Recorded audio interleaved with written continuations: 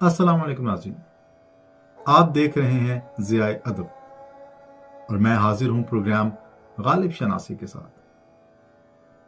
आज के प्रोग्राम में हम मिर्ज़ा गालिब की गज़ल नंबर 6 का तर्जुमा और उसकी तशरीह देखेंगे। मिर्ज़ा गालिब ने इस गज़ल में कुल 14 अशार कहे, लेकिन उनमें से सिर्फ 6 अशार को अपने दीवान में जगह दी। आज की वीडियो में हम उन्हीं 6 अशार की तशरीह और उसका तर्जुमा देखेंगे। तो बढ़ते हैं गज़ल के पहले शेर की तरफ। तो मतला है, शौक हर रंग रकीबे सरो सामा निकला, कैस तस्वीर के पर्दे में भी उरियां निकला। आइए अब देखते हैं इस शेर में मौजूद मुश्किल अल्फाज के मानी। शौक, शौक से मुराद रग़बत या दिलचस्पी, पर यहां पर शेर में शौक से मुराद है इश्क। रकीब, रकीब से मुराद दुश्मन। सरोसामा, सरोसामा से मुराद मालो असबाब, दुनियावी माल। कैस, कैस मजनू का असल नाम था। उरियां, उरियां से मुराद बेलिबास। गालिब कहते हैं कि शौक यानी इश्क जो है वो हर रंग, हर तरह से सरोसामा यानी दुनियावी मालो असबाब का रकीब होता है, दुश्मन होता है। यानी इंसान इश्क में अपने महबूब को हासिल करने में इतना मुनहमिक हो जाता है कि उसे किसी शय की परवाह नहीं रहती। वो दुनियावी मालो असबाब से बेनियाज हो जाता है। और फिर इस बात का दूसरे मिसरे में जवाब पेश करते हैं कि कैस तस्वीर के पर्दे में भी उरियां निकला। यानी असल जिंदगी में तो क्या, आप कैस को देखिए कि उसे पर्दे तस्वीर पर भी उरियां ही बनाया जाता है। सहरा में भटकते भटकते कैस के तन पर कपड़े भी बाकी न रहे, जिसकी वजह से उसे तस्वीर में भी जब कभी बनाया जाता है तो बेलिबास ही बनाया जाता है। गालिब अपने इस शेर की तशरीह करते हुए खुद कहते हैं कि शौक यानी इश्क जो है वो सरोसामा का दुश्मन होता है। और दलील ये है कि कैस जो कि अपनी जिंदगी में भी बेलिबास था, उसको जब कभी तस्वीर में बनाया जाता है तो भी उसे बातने उरियां ही बनाया जाता है। गजल का दूसरा शेर देखिए। जख्म ने दाद न दी तंगिए दिल की यारब, तीर भी सीने बिस्मिल से पर अफशां निकला। आइए अब इस शेर में मौजूद मुश्किल अल्फाज के मानी देखते हैं। दाद देना, इंसाफ करना, हक अदा करना, जैसे दाद रसी। बिस्मिल, जिसे ज़िबह किया जा रहा हो, मुराद आशिक। पर अफशां, उड़ता हुआ। तंगिए दिल, दिल में जगह का कम होना, इससे मुराद अफसुर्दगी या रंजो गम भी हो सकता है। इस शेर को समझने से पहले जख्म और तंगिए दिल का रब्त जो है वो समझना बड़ा जरूरी है। तो पहले उसको समझ लेते हैं। इस शेर की इमारत तंगिए दिल पर खड़ी है। तंगिए दिल जो है इसके दो मतलब है। एक तो जिस तरह हम कहते हैं कि मेरा दिल बहुत तंग है, यानी बहुत परेशान है, उदास है, बेचैन है, दिल तंग होना।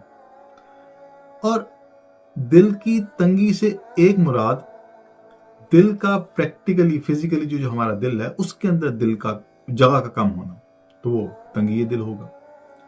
और दोनों सूरतों में अगर दिल में तीर लग जाए तो वो तंगी जो है वो दूर हो जाती है।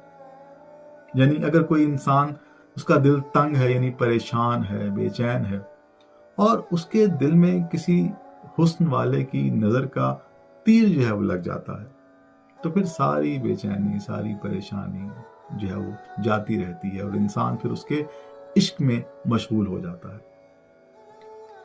اور دوسری صورت میں جو کہ پریکٹیکلی تو پاسبل نہیں ہے لیکن خیال کے اعتبار سے یا افسانوی اعتبار سے مانی جا سکتی ہے کہ اگر دل میں تیر لگ جائے، دل میں تیر نگاہ ناز والا نہیں بلکہ اصلی والا تیر، تو اگر دل میں وہ اصلی والا تیر لگ جائے تو اس کی وجہ سے دل میں ایک سوراخ ہو جائے گا اور اس کی وجہ سے دل کا سائز جو ہے وہ تھوڑا سا بڑا ہو جائے گا اور اس صورت میں بھی دل کی تنگی جو ہے وہ جاتی رہے گی۔ یہ محض ایک امیجنری سٹوری ہے، ایزیوم کی گئی ہے، کیونکہ اگر واقعتاً انسان کے دل میں جو ہے وہ تیر لگ جائے تو پھر تو انسان کی موت واقع ہو جائے گی، لیکن یہ خیال جو ہے اس میں موت کو جو ہے وہ سائڈ پر رکھ کر سوچا گیا ہے، اسی لیے جہاں پر دل میں تیر لگنے سے صرف دل کا جو ہے وہ سائز بڑا ہو رہا ہے، موت واقع نہیں ہو رہی۔ تو خیر واپس آتے ہیں شعر کی طرف۔ زخم نے داد نہ دی تنگی دل کی یارب، غالب کہتے ہیں کہ میرا دل بہت تنگ تھا اور خیال تھا کہ زخم کھانے سے دل کشادہ ہو جائے گا، لیکن زخم نے بھی داد نہ دی تنگی دل کی یارب، کہ زخم جو ہے اس نے بھی انصاف نہ کیا، اس نے بھی داد نہ دی اور دل جو ہے وہ ویسے کا ویسے ہی تنگ رہا۔ یعنی انصاف تو یہ تھا کہ زخم کھانے کے بعد دل کشادہ ہو جاتا، لیکن زخم نے بھی داد نہ دی، یعنی انصاف نہ کیا اور دل ویسے کا ویسے تنگ ہی رہا۔ اور دل کے بدستور تنگ رہنے سے کیا ہوا؟ تیر بھی سینہ بسمل سے پر افشاں نکلا۔ یعنی میرا دل جو ہے وہ جب محبوب کی نگاہ کے تیر کے زخم کے باوجود تنگ کا تنگ ہی رہا، تو پھر جو تیر ہے وہ سینہ بسمل سے یعنی عاشق سے کے سینے سے، میرے سینے سے پر افشاں نکلا، پھڑ پھڑاتا ہوا باہر نکل گیا، اڑتا ہوا باہر نکل گیا۔ یعنی ہم پر جس نے بھی نگاہ ناز ڈالی وہ ہم سے خفا ہی رہا، کیونکہ ہمارا دل ہی اس قدر تنگ ہے کہ جو بھی نگاہ ناز کا تیر ہمارے دل میں آتا ہے اس کا دم گھٹنے لگتا ہے اور پھر وہ پھڑ پھڑاتا ہوا ہمارے دل سے باہر نکل جاتا ہے۔ جب پرندے اڑنے لگتے ہیں تو وہ اپنے پروں کو پھڑ پھڑاتے ہوئے یا زور زور سے مارتے ہوئے اڑتے ہیں، اور فارسی میں سے پر افشاں کہتے ہیں۔ گو کہ پر افشاں پرندوں کے لیے استعمال ہوتا ہے، لیکن چونکہ تیر کے بھی پر ہوتے ہیں اس لیے غالب نے یہاں پر تیر کے لیے بھی پر افشاں کا لفظ جو ہے وہ استعمال کر کے ایک لطف پیدا کر دیا ہے۔ زخم نے داد نہ دی تنگی دل کی یارب، یہ جو مصرے کے آخر میں یا رب ہے، اس کے بغیر بھی جو مصرے کا مطلب ہے، جو اس کا مفہوم ہے، وہ مکمل تھا، تو پھر یہ یا رب کیوں لگایا؟ یا رب سے یہاں پر ایک بے بسی کا معنی جو ہے وہ پیدا کیا ہے غالب نے، کہ اے خدا بتا میں اور کیا کروں، میرے پاس ایک ہی حل تھا تنگی دل کو دور کرنے کا، کہ تیر جو ہے وہ میرے دل میں جا لگے اور شاید اس سے جو ہے وہ دل جو ہے اس کی تنگی دور ہو، اس میں کشادگی پیدا ہو، لیکن اب تو وہ بھی ہو چکا اور اس کے باوجود دل میرا جو ہے وہ ویسے کا ویسے ہی تنگ ہے، اس میں کشادگی پیدا نہیں ہوئی، تو اے خدا تو ہی بتا میں اور کیا کروں، میرے پاس اور کوئی حل نہیں۔ غزل کا تیسرا شعر دیکھیے۔ بوئے گل نالے دل دودے چراغ محفل، جو تیری بزم سے نکلا سو پریشان نکلا۔ آئیے اب اس شعر میں موجود مشکل الفاظ کے معنی دیکھتے ہیں۔ بوئے گل، پھول کی خوشبو، گل سے مراد پھول۔ نالے دل، دل کی فریاد، یہاں پر مراد عاشقوں کی آہ و فغاں۔ دودھ، دودھ سے مراد دھواں، اور دودے چراغ محفل، محفل میں موجود چراغ سے نکلنے والا دھواں۔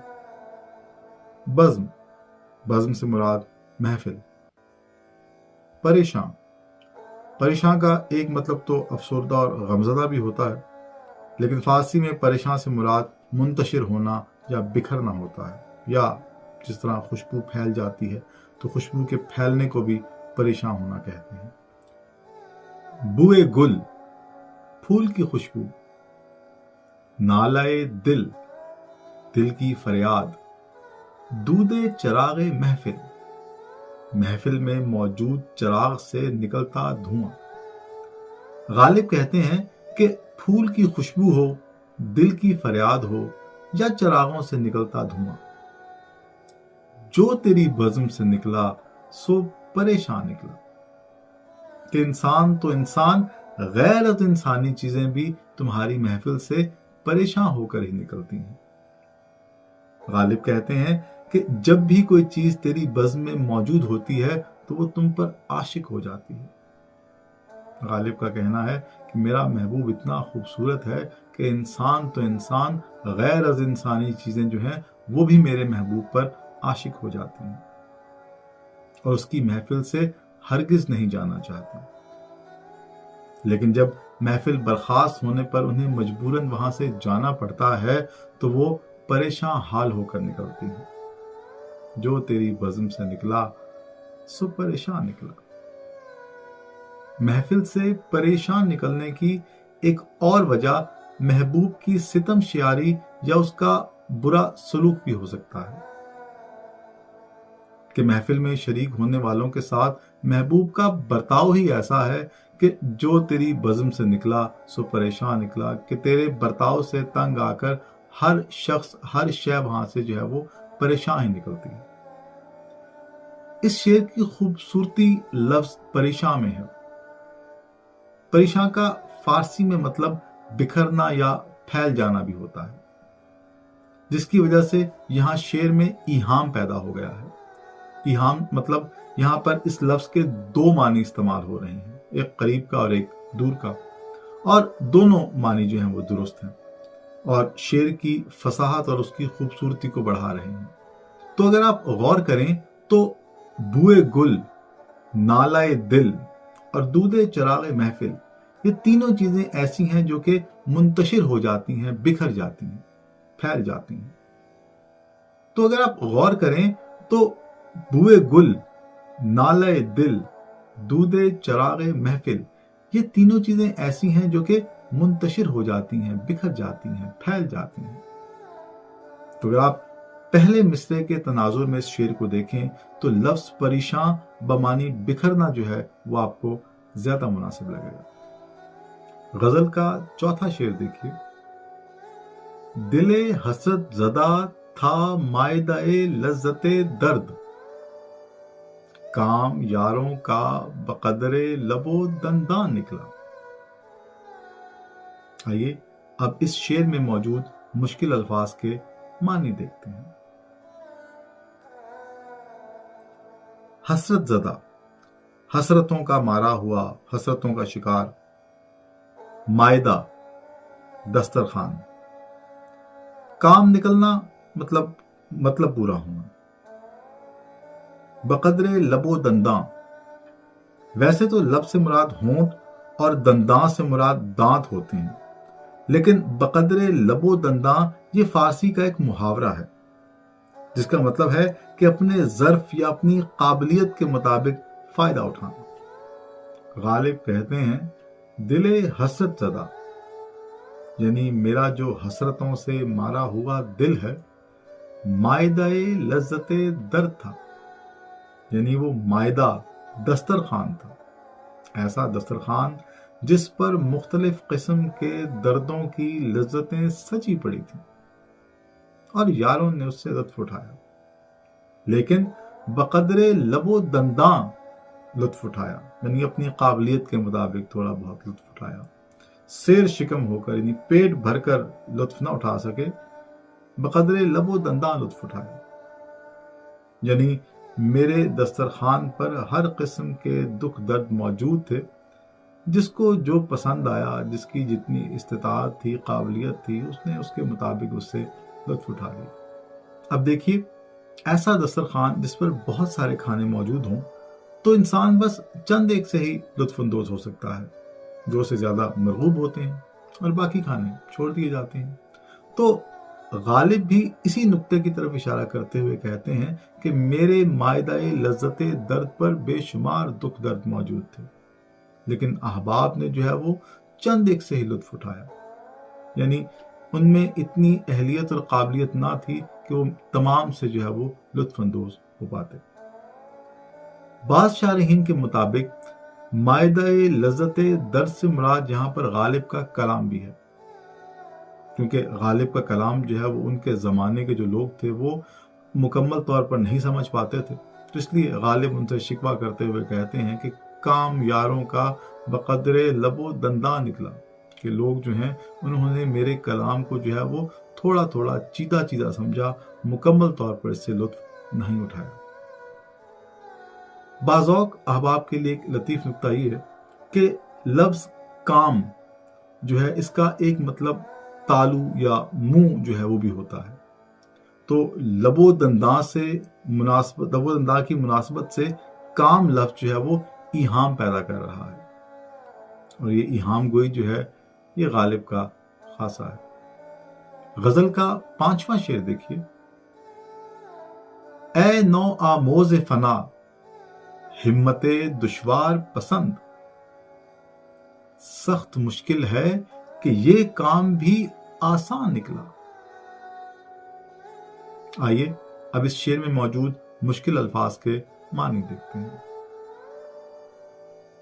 نو آموز، نو سے مراد نیا، آموز سے مراد سیکھنا، جیسے ہم کہتے ہیں کہ سبق آموز۔ نو آموز سے مراد جس نے ابھی ابھی سیکھنا شروع کیا ہو۔ فنا، فنا سے مراد ختم ہو جانا، نیست و نابود ہو جانا، مر جانا۔ نو آموز فنا، اس سے مراد جس نے فنا کی منازل کو ابھی ابھی سیکھنا شروع کیا ہو۔ ہمت، ہمت سے مراد عزم، ارادہ۔ دشوار پسند، دشوار سے مراد مشکل، دشوار پسند، مشکلات کو پسند کرنے والا۔ پہلے مصرعے کے 2 ٹکڑے ہیں، ان دونوں ٹکڑوں میں غالب اپنے آپ کو مخاطب کرتے ہوئے کہتے ہیں کہ اے نو آموز فنا، اے فنا کو سیکھنے والے نئے شخص، ہمت دشوار پسند، اے مشکلات کو پسند کرنے والی ہمت رکھنے والے شخص، ہمیں تو لگا تھا کہ مقام فنا جو ہے وہ عشق کی آخری منزل ہے اور یہ برسوں بعد جا کر لوگ حاصل کرتے ہیں، لیکن میری مشکل پسند طبیعت نے تو اس کو ابتدا میں ہی حاصل کر لیا، لہٰذا سخت مشکل ہے کہ یہ کام بھی آسان نکلا، کہ اب سخت مشکل آن پڑی ہے مجھ پر کہ میری دشوار پسند طبیعت جو ہے وہ یہ ڈیمانڈ کر رہی ہے کہ کوئی مشکل کام دیا جائے، تو میں نے اسے فنا کا رستہ دکھایا، لیکن وہ بھی اس نے ابتدا میں ہی حاصل کر لیا، تو اب سخت مشکل آن پڑی ہے کہ میں اپنی مشکل پسند طبیعت کی تسکین کے لیے کون سا مرحلہ جو ہے وہ اختیار کروں، کیا کام کروں میں، کیونکہ فنا جو ہے وہ عشق کی آخری منزل ہے اور اس سے بالا تر کوئی اور مقام بھی نہیں، لہٰذا اب میں سمجھ نہیں پا رہا کہ اپنی ہمت پسند، اپنی دشوار پسند طبیعت جو ہے اس کو میں کس کام لگاؤں۔ اس شعر میں پہلے مصرعے میں جو اے ہے، اے نو آموز فنا، غالب کے مختلف نسخوں میں جو کہ غالب کی حیات میں ہی شائع ہوئے، ان میں مختلف نسخوں میں یہ مصرع کہیں پر اے کے ساتھ موجود ہے، یعنی اے نو آموز فنا، کہیں پر ہے کے ساتھ موجود ہے نو آموز فنا، اور کہیں پر یہ تھی کے ساتھ بھی موجود ہے، تھی نو آموز فنا ہمت دشوار پسند، لیکن مطلب میں کوئی خاص اس سے زیادہ فرق نہیں پڑتا، تو ہم نے یہاں پہ تشریح جو ہے وہ اے کے حساب سے کی ہے کہ اے نو آموز فنا ہمت دشوار پسند، باقی 2 جو لفظ ہیں ان کے رد و بدل سے بھی مفہوم میں کوئی خاص فرق نہیں پڑتا۔ غزل کا 6واں اور آخری شعر دیکھیے، دل میں پھر گریے نے ایک شور اٹھایا غالب، آہ جو قطرہ نہ نکلا تھا سو طوفان نکلا۔ آئیے اب اس شعر میں موجود مشکل الفاظ کے मानी देखते हैं। गिरिया, गिरिया से मुराद रोना। दिल में फिर गिरिए ने, लफ्ज फिर जो है वो ये जाहिर कर रहा है कि हम एक बार रो चुके हैं, और गिरिया जो है वो फिर से शोर उठा रहा है, यानी तबीयत जो है वो फिर से गिरियाजारी की तरफ माइल हो रही है। गालिब कहते हैं कि हम गिरियाजारी यानी रोने से अभी फारिग ही हुए थे, बमुश्किल अपने आप को चुप करवाया था, जब्त किया था अपने रोने पर। गो के दिल का बार काफी हल्का हो गया था, लेकिन चंद आंसू थे जो कि शायद अभी अंदर बाकी थे, और हमें लगा कि चंद आंसू से क्या। लेकिन कहते हैं कि दिल में फिर गिरिए ने एक शोर उठाया गालिब, कि दिल जो है वो फिर रोने को, उमड़ आने को तैयार बैठा है, एक शोर सा उठ रहा है, ऐसा शोर जो कि तूफान के आने पर उठता है, यानी तबीयत जो है वो फिर गिरियाजारी की तरफ माइल हो रही है। और अब इसकी क्या वजह है? आह जो कतरा न निकला था सो तूफान निकला, कि पहले रोने में जो कतरा बाकी बच रहा था और हमें बेज़रर लग रहा था, वो कतरा अब इस कदर पुरजोश हो गया है कि तूफान बनकर बाहर आने को तैयार बैठा है, यानी तबीयत जो है वो फिर से गिरियाजारी की तरफ माइल हो रही है, और गिरियाजारी का दौर फिर से शुरू होने वाला है। उम्मीद है आपको ये वीडियो पसंद आई होगी, और अगर आप मिर्ज़ा गालिब की गज़लियात की तशरीह पर मबनी मज़ीद वीडियोस देखना चाहते हैं तो प्लीज़ सब्सक्राइब कीजिए ज़िया अदब को, और अगर कोई चीज़ पूछने वाली है या कोई फीडबैक है तो वो आप प्लीज़ कमेंट सेक्शन में दे सकते हैं। और जो गालिब को चाहने वाले लोग हैं या जो गालिब को समझना चाहते हैं, उन तक ये वीडियो ज़रूर शेयर कर दीजिए, और लाइक करना मत भूलिएगा। बहुत बहुत शुक्रिया।